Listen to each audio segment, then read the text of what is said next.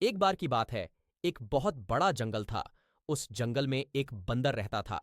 बंदर बहुत ही बुद्धिमान और शरारती था। साथ ही वह दयालु प्रवृत्ति का था। बंदर जंगल में अकेला रहता था। उसका कोई दोस्त या कोई साथी नहीं था। लेकिन फिर भी वह बहुत खुश और मजे में रहा करता था। वह एक पेड़ पर रहता था जो रसीले अंगूरों से भरा हुआ था। बंदर खूब अंगूर खाता और इधर उधर छलांग लगाता। एक दिन बंदर जब अपने पेड़ पर बैठकर मजे से अंगूर खा रहा था, तभी वहां चलते चलते एक मगरमच्छ पहुंचता है जो बहुत ज्यादा भूखा था।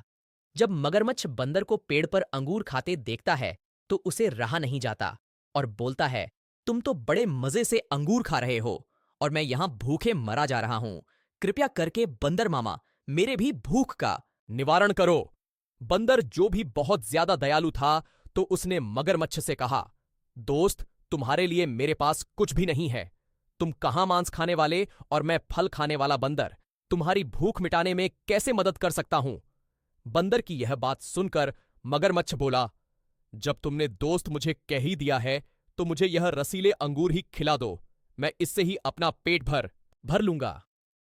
दोस्तों, आपको लग रहा होगा कि मगरमच्छ बंदर को खाने का विचार बना रहा होगा, लेकिन आपको बता दूं, मगरमच्छ बहुत ही सीधा साधा और अच्छे विचारों वाला था।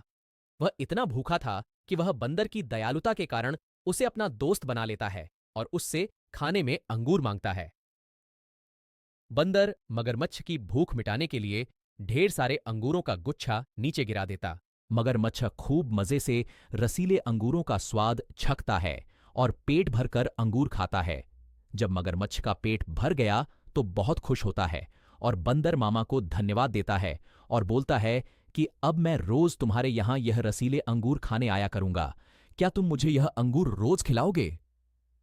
बंदर बोलता है कि क्यों नहीं दोस्त, अब इस रसीले अंगूर को सिर्फ मैं ही नहीं, तुम और मैं दोनों मिलकर खाएंगे। यहां इस जंगल में और भी पेड़ है जिन पर और भी बढ़िया बढ़िया फल है जो बहुत ही स्वादिष्ट है। अब उन्हें भी खाया करेंगे। दोस्तों, इस प्रकार बंदर और मगरमच्छ की दोस्ती बहुत गहरी हो जाती है। मगरमच्छ रोज पेड़ के नीचे आता और ढेर सारा फल खाता और बंदर उसे हर रोज नई नई कहानियां सुनाता। मगरमच्छ और बंदर खूब बातें किया करते थे क्योंकि वे दोनों एक बहुत ही अच्छे दोस्त बन चुके थे। एक दिन बात ही बात में मगरमच्छ अपने पत्नी के बारे में बंदर मामा को बताता है। बंदर मामा को मगरमच्छ के पत्नी के बारे में पता चलता है तो वह मगरमच्छ से कहता है, दोस्त, इतने दिन से तुम अकेले ही इतने सारे फलों का स्वाद छक रहे थे। तुमने कभी भाभी के लिए कोई फल नहीं लिया।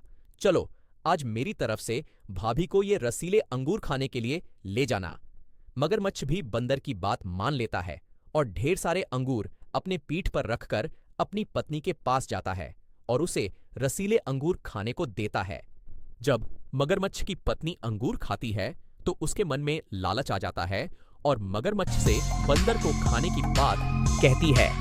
मगरमच्छ अपनी पत्नी की ऐसी बातें सुनकर उसे बताता है कि बंदर मेरा बहुत ही अच्छा दोस्त है, उसी ने इसे तुम्हें खाने के लिए भेजा है और तुम मेरे दोस्त को खाने के बारे में तो सोचना भी मत। लेकिन मगरमच्छ की पत्नी बहुत ही ज्यादा लालची व स्वार्थी प्रवृत्ति की थी, अतः उसने अपने पति मगरमच्छ को समझाते हुए कहा कि सोचो, जब यह अंगूर इतने रसीले और स्वादिष्ट हैं तो इसे खाने वाला कितना स्वादिष्ट होगा।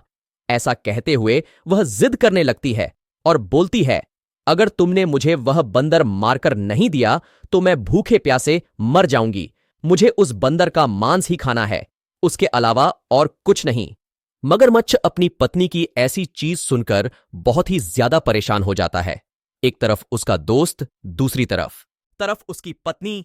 यदि वह अपने दोस्त की जान बचाता तो उसकी पत्नी मर जाती। अतः उसने बंदर को लाने का उपाय बनाया और उसके पास गया। मगरमच्छ बंदर के पास जाता है और पहले की ही तरह खाता है।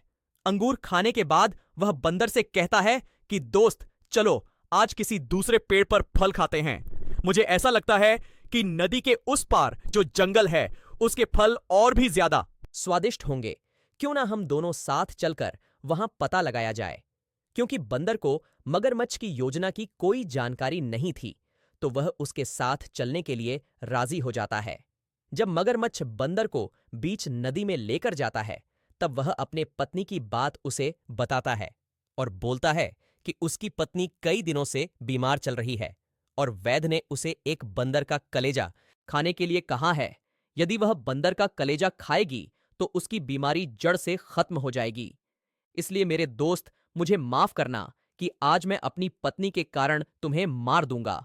बंदर को मगरमच्छ की बात समझते देर न लगी और उसने बड़ी ही बुद्धिमानी से कहा, दोस्त, अरे दोस्त, जब यह बात थी, तुम मुझे पहले क्यों नहीं बताया? और जब भाभी इतनी ज्यादा बीमार हैं, तो तुम पहले उनकी जान बचाओ और उनका इलाज करो।